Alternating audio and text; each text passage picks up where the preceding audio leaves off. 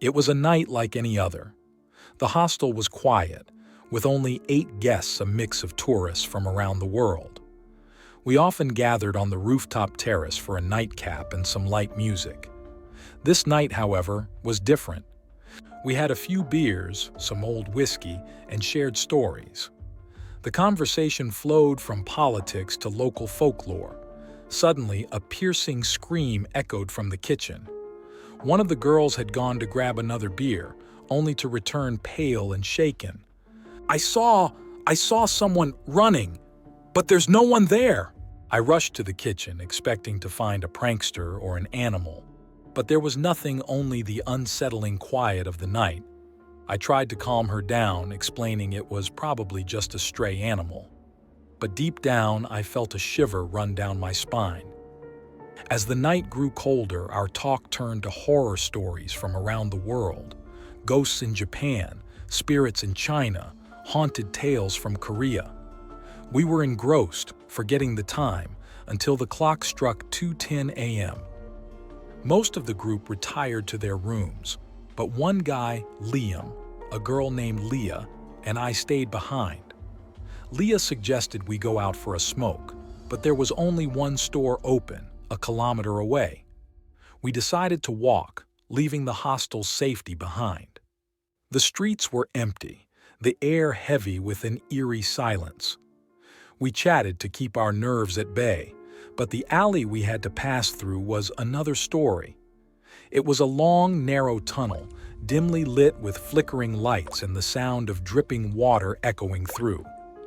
We entered, using our phone lights to guide us. The sound of our footsteps echoed, mingling with the dripping water. Halfway through, we heard a distinct splash, like someone stepping in a puddle. I turned, shining my light towards the sound. There was nothing, just an empty tunnel. But then, from behind us, came the sound of hurried footsteps. Leah screamed and we bolted, running as fast as we could towards the exit. As we reached the end, I glanced back and saw a dark figure, its eyes glowing in the dim light, disappearing into the shadows. Back at the hostel, Leah and I were shaken. We locked the gates, vowing never to speak of what we saw. But the night wasn't over. Leah, visibly disturbed, said goodnight and headed to her room. I needed a drink to steady my nerves. As I opened the cigarette pack, I realized it was full, completely untouched. The same pack we supposedly smoked from earlier. I felt a chill run down my spine. Something was off. I decided to shower, hoping the water would wash away the unease.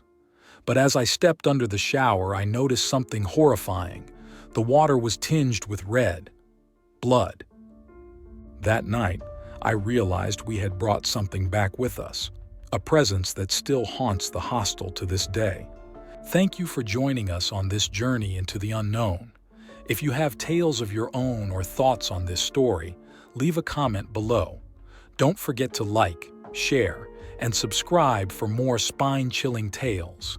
Until next time, stay vigilant and beware of the shadows.